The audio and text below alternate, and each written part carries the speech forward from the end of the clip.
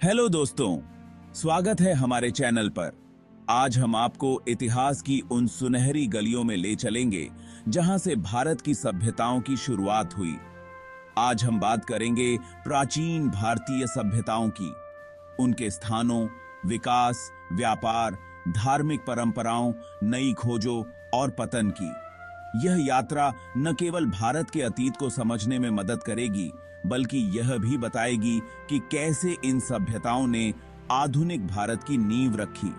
तो चलिए इस ऐतिहासिक सफर को शुरू करते हैं।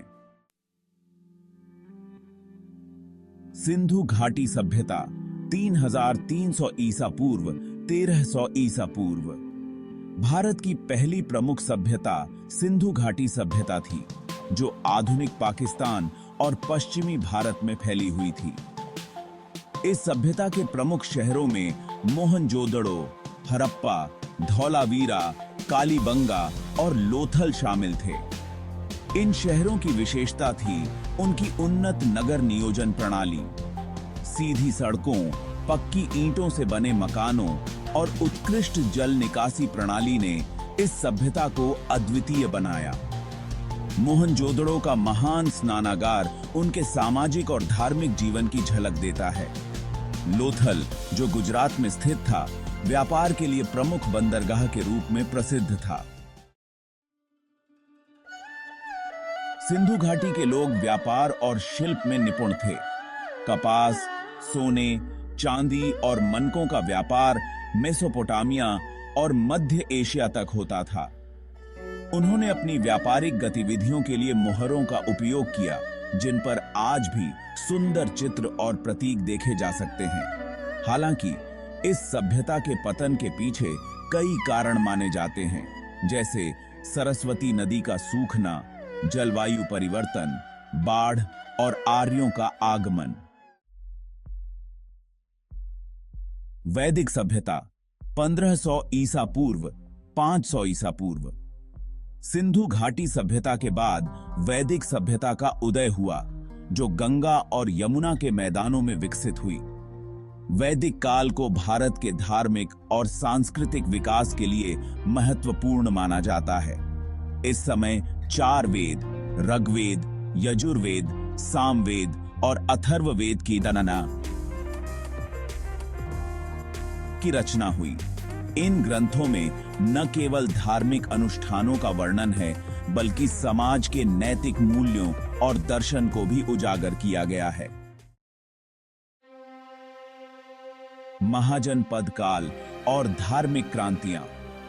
वैदिक सभ्यता के बाद भारत में 16 महाजनपदों का उदय हुआ, जिनमें मगध, काशी और कोसल जैसे राज्य प्रमुख थे। मगध जल्द ही सबसे शक्तिशाली राज्य बन गया। इस काल में धार्मिक क्रांतियां हुईं और बौद्ध तथा जैन धर्म का उदय हुआ। गौतम बुद्ध और महावीर ने अपनी शिक्षाओं के माध्यम से समाज में व्याप्त कुरीतियों को चुनौती दी।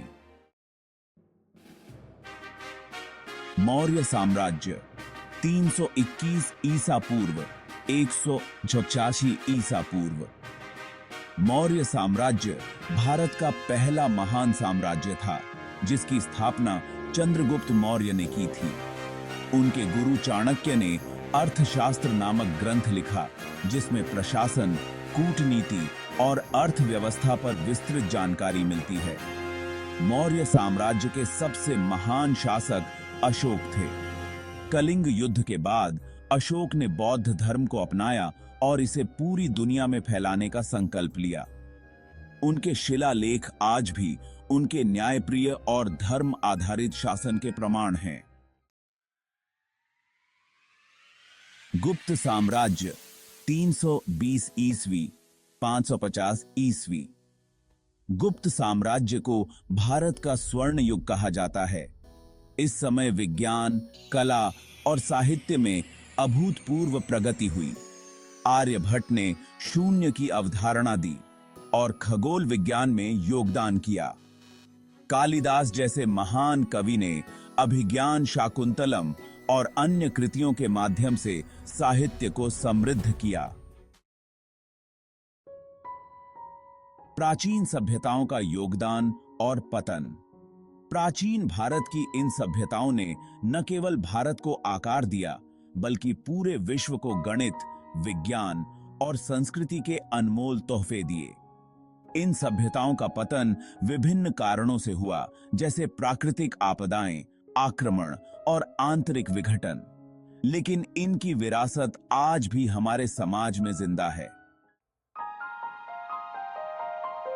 दोस्तों, यह थी प्राचीन भारतीय सभ्यताओं की यात्रा। अगर आपको यह वीडियो पसंद आया तो इसे लाइक करें, शेयर करें और हमारे चैनल को सब्सक्राइब करना न भूलें। अगले वीडियो में हम भारत के मध्यकालीन इतिहास पर चर्चा करेंगे। धन्यवाद और नमस्कार।